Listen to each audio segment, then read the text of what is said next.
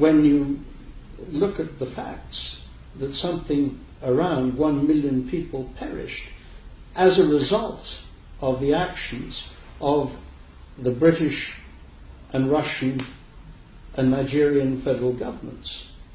I don't know what one does call it, but it was pretty close to genocide.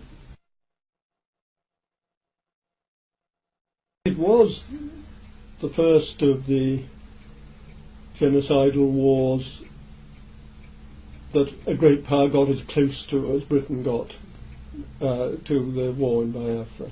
And that was totally wrong. And that was wrong.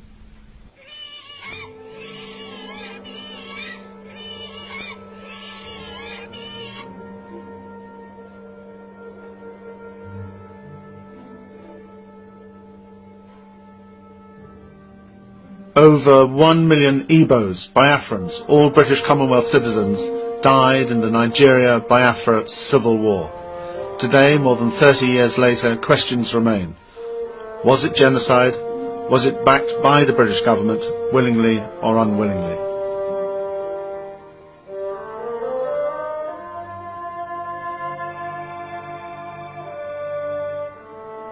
If you have part of the population, or as I say, the whole population being wiped out and murdered without any protection on these grounds, ethnic or religious or economic grounds and so on, you have genocide.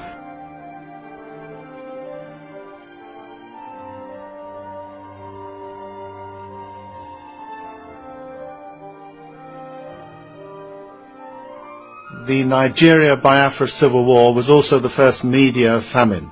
For the first time we saw starving children in newspapers, in magazines and on television.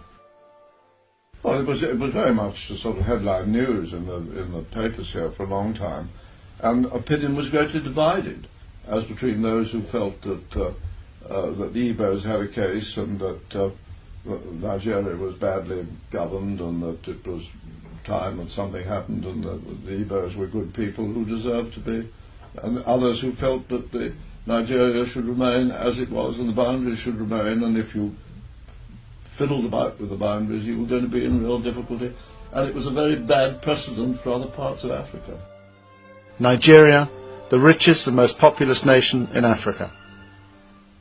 360,000 square miles, the same size as Britain, France and Germany. 65 million people, 3 major tribes, Hausas in the north, Yorubas in the west, Igbos, Biafrans in the east. Some say the British rigged the odds against the Igbos from the beginning, from even before independence. Of course, we also knew that the elections by 1960 had been rigged. Everybody in the know knew that we had our boys in the north, our puppets, we'd put them in power. They hadn't won at all. The people in the south had won, the nationalists. Some say war was inevitable. The rest of Nigeria had always been jealous of the unity, the strength of the Igbos, the way they had managed to march together to build a better future for themselves and their children. In 1966, the world's attention was focused on Eastern Europe and the brutal Russian invasion of Czechoslovakia. The Middle East, the continuing conflict between the Israelis and the Palestinians, Southeast Asia, the American war in Vietnam and all its horrors. But throughout Nigeria, up to 30,000 Igbos were being attacked and brutally murdered because they were Igbos. It's those who want us to lose the war in Vietnam. It's militants, activists, revolutionaries, anarchists, and communists. That's who it is. To the international community, it was just another African conflict. They didn't want to get involved. There was no concern of theirs. They looked the other way. They had other things on their plate. I would say that there is a difference between when a man belonging to a rich country dies and when a man belonging to a poor country dies. Not necessarily black man, because you can have the same problem somewhere in Asia. No, I believe that the United Nations, the international community, is still dominated by a very Europocentric attitude. Tuesday, May 30, 1967. Enough was enough. The Igbos, alone, isolated, ignored, declared their independence. Their leader was Lieutenant Colonel Ojukwu. The supreme commander and head of the military regime in Nigeria was Lieutenant Colonel Gowan. Both men had been educated and trained in Britain. The war that followed was one of the longest, bloodiest and most disastrously fought civil wars in history. In just 3 years they used more small arms ammunition than was used by British forces during the whole of the Second World War. The casualties were horrifying. The war was also unlike any other civil war in modern history. The Nigerian government, backed by the British, regularly and deliberately strafed and bombed civilian targets. I saw 10 deliberate bombing attacks on the civilian population, either hospitals or marketplaces, and with no question of any military target being in the vicinity. At precisely 1:30 every day, they come over the town as the marketplace is full, as patients are sitting out on the lawns at hospitals. Oh, here comes the next one. Just above the mission now. I looked up and I heard the explosion. The convent was still there, but then towards the school, there was a cloud of smoke rising up to the sky. The children's ward was the worst. Children's ward got a rocket right through the roof. There was a mother and child killed in bed, and another child was killed in another ward, and another child was cut in half up behind the kitchen. While it was deliberate, they finished an operation. The next 3 hours, they come back again. So you could see that kind of thing for 3 days or 4 days.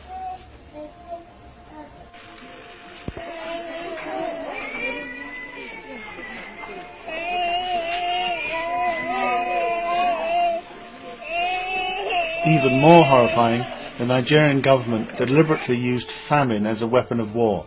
The name Harold Wilson became a curse. Starvation was known as the Harold Wilson syndrome.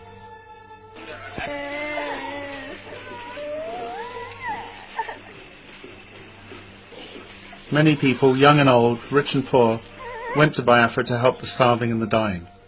One of the youngest, the most famous, the most glamorous was Princess Cecile de Bourbon-Parma, sister to one of the pretenders to the Spanish throne.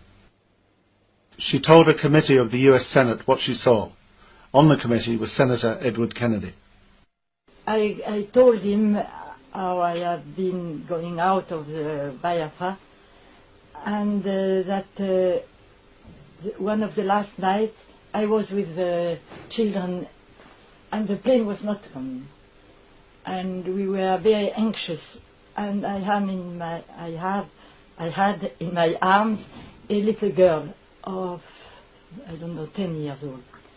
And she was very anxious herself to see if the plane would come and save her.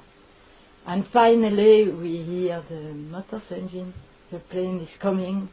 She looked at me, she smiled, and she died. And I looked at Senator Edward Kennedy, and I saw he was crying. Biafra made aid organisations throughout the world what they are today. It enabled them to develop and perfect their emergency feeding and rescue skills that have since then saved millions of lives around the world.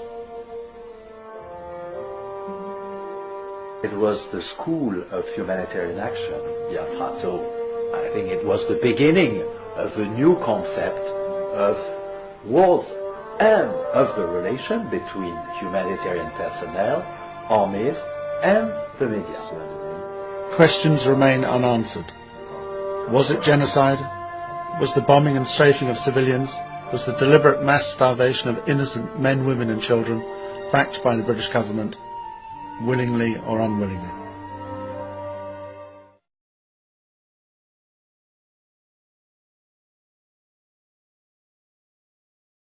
So on today's program, as you can see, you have watched this video, and I made the topic of today the eastern region of Nigeria, 1960 to 1967. There is a reason for it. Our people are still divided.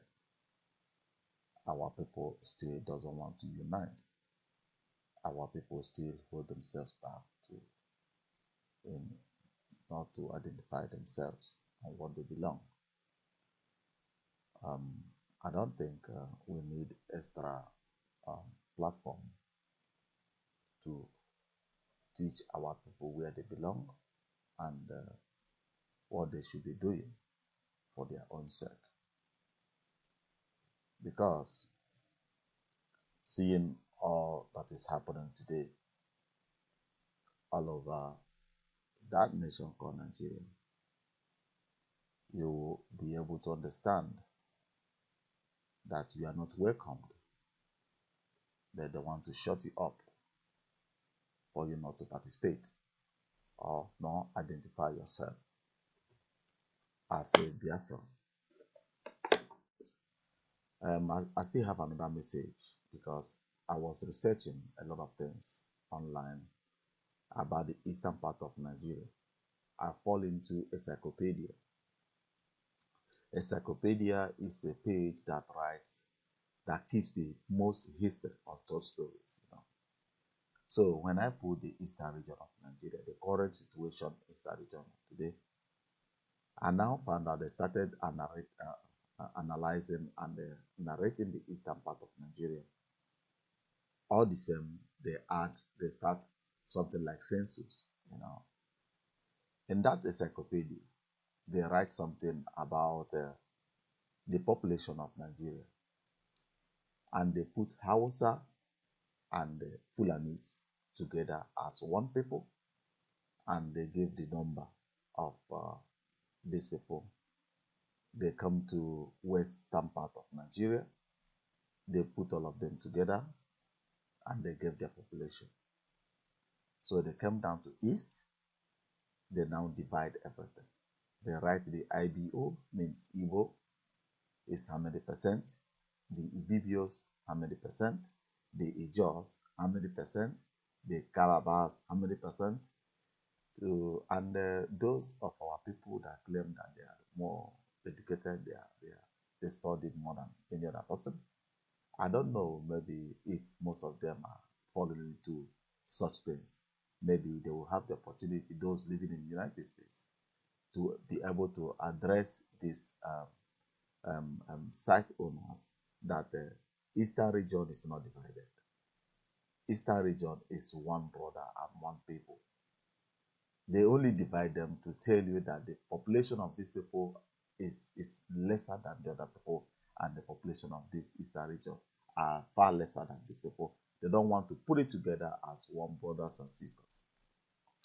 So let us use our hand to bring unity within ourselves. Let us use our hand. Men looking, you watch this video now. If you haven't watched this video, there is a video that I just played now. Go and watch that video. Then you will know that Nigeria during the war did not come to Anambra, Imo State, Enugu State and bomb them. They bombed the entire eastern region. And now they came back to tell you that you guys are not brothers, that you guys doesn't belong together. All these things are lies. This platform is called Igbos and Brothers Reconciliation Forum. We should use this platform to reconcile. Keep our differences aside. Let us be one brother. Because without unity, I'm telling you the simple truth, you cannot do Nigeria anything. There is nothing that you request from Nigeria that they will give it to you. They would like you to remain quiet and do whatever they say, because it's the command and control of the divide and rule in Eastern region. Wike is facing the wrath of the northern Nigeria because he's an independent governor of Rivers State. If at all Wike will be able to identify himself as an indigenous person, a full indigenous Biafran, and every youth and everybody from that Biafra region will stand behind Wike, I don't think that all these plans that they're planting planning to dethrone him and place something bad on his territory will be able to work. Because they cannot succeed without their people. They are still using insiders, our brothers and sisters, to sabotage our own people. For what? For just simple money that cannot even solve anything for them. In the other side of it, Ekwuremadu also is facing the same route with his person. Somebody caught him, tried to make him to understand that they look at the secret plan they wanted to carry out at their own residence. These guys are not sleeping. These guys are working. They divide you. They made you that you doesn't belong to these people, and you accept it. And so that whenever they want to dismantle you, the other part that you distance yourself from will just sit down, keep on watching you. You know. So I will address our people wherever you are, whatever you're doing. You know, even though you are on IPOB, IPOB, MOSOP, no, the what they call a Billion Human Rights, mobbing, in any group that you find yourself, Lower Niger Congress, the simple way that we can achieve our success is unity. If you doesn't adopt this unity, you are bound to fail. I'm telling you the simple truth. You will fail. Nothing will push you down. You will push yourself down.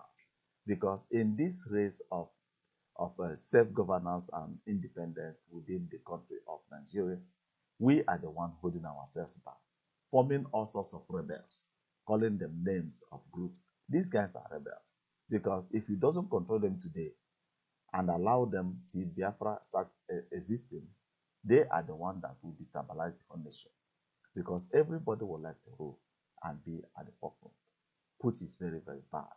So what am I not saying? What I'm saying today is this. Let us start unifying ourselves through one way or the other, finding a common ground. I placed a video on this channel about what Dr. Dozie Ikedife just said. Yes, he tried to call for a unity organization, anybody to become under their platform.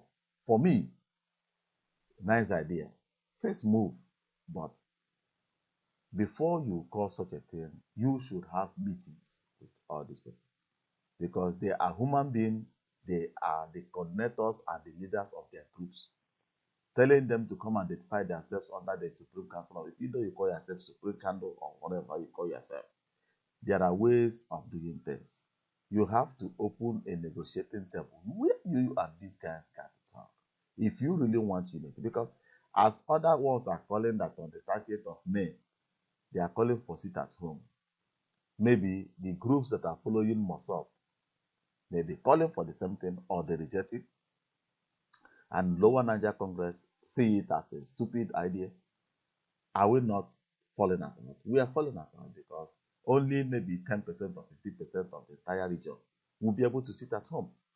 But when we mix ourselves together, when we come together as one body, and all these problems is depending on the Igbo speaking part of Biafra. The Igbo speaking part of Biafra are the one piecing around all this agitation.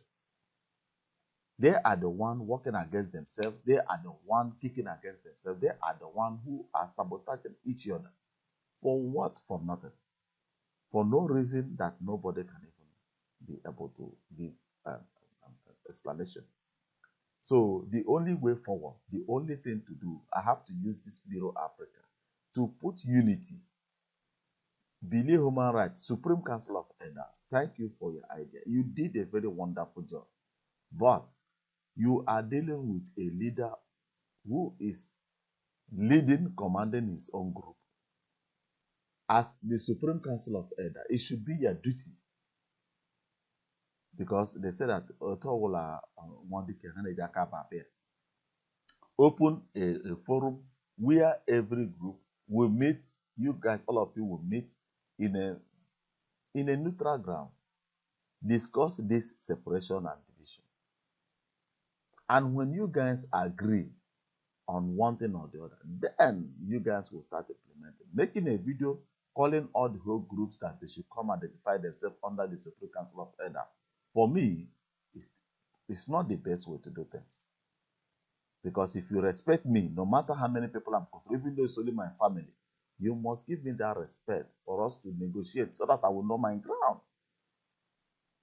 So that I will know my ground in what. That is how unity government is being formed. And all these our people, the Igbo speaking part of the Biafra land, should stop holding every position in any organization they are doing.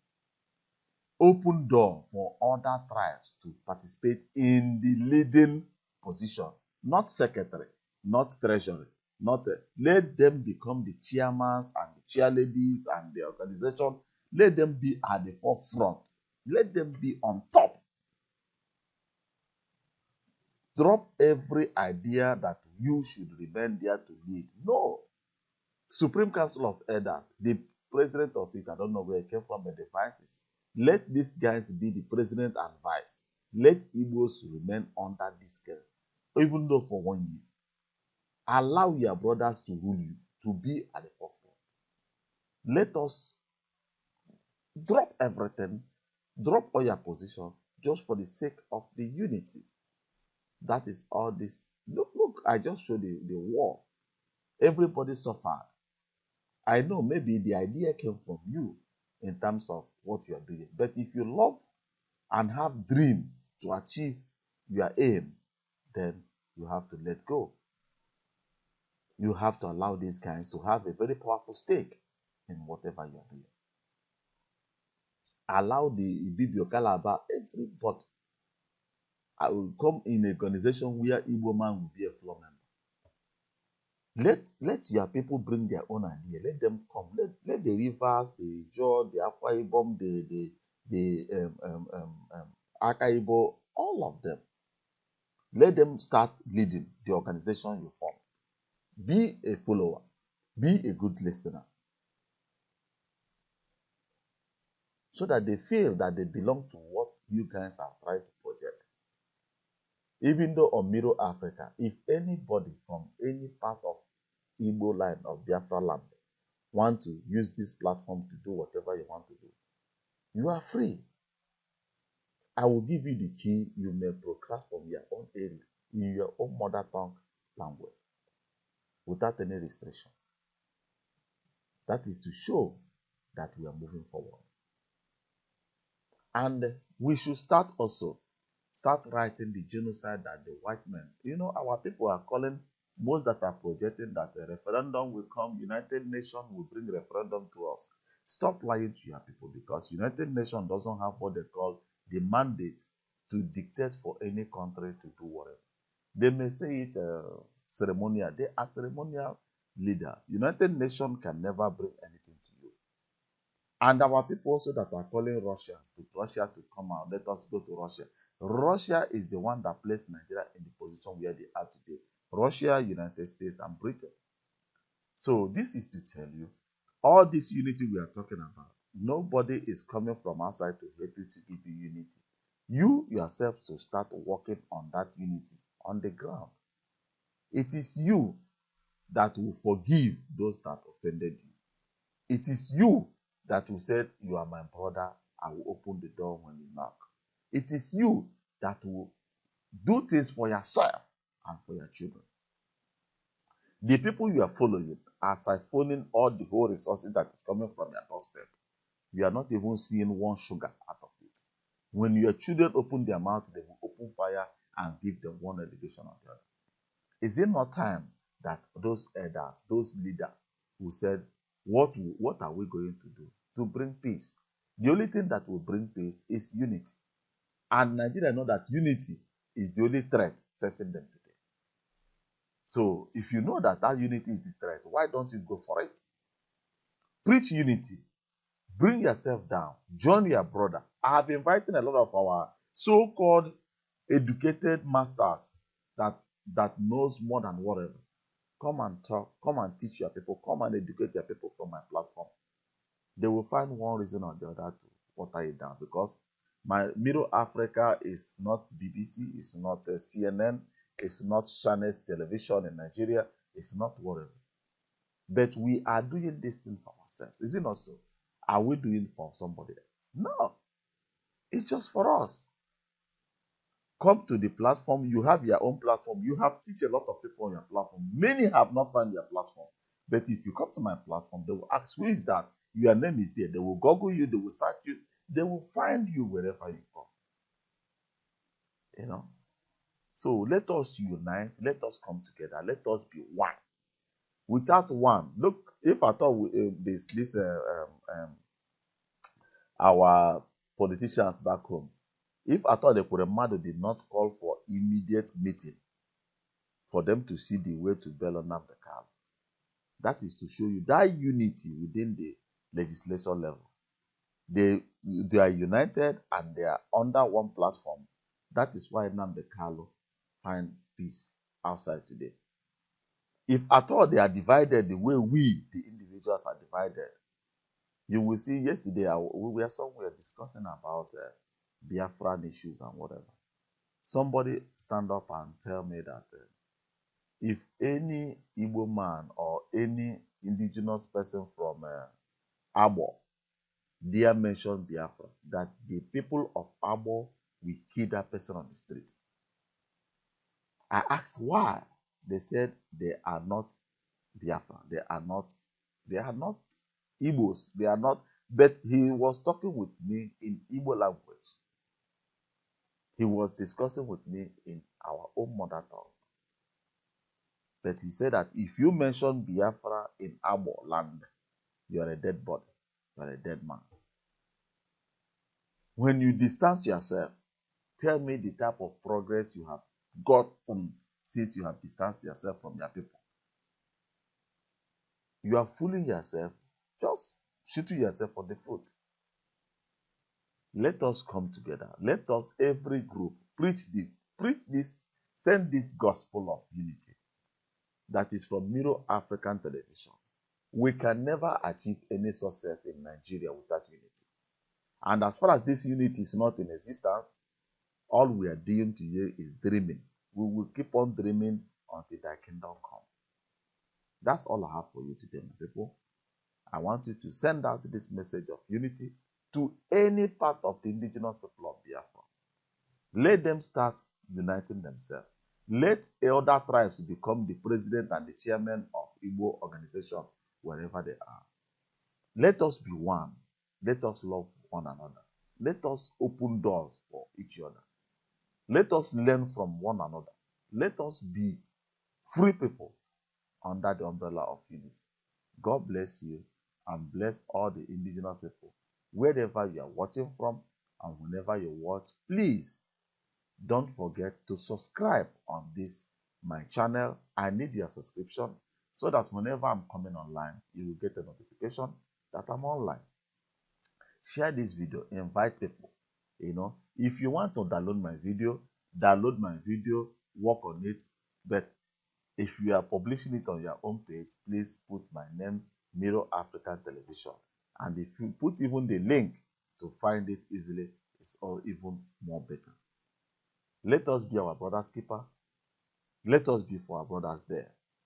Somebody made a speech yesterday where we are discussing about Biafra. He said he was in Lagos.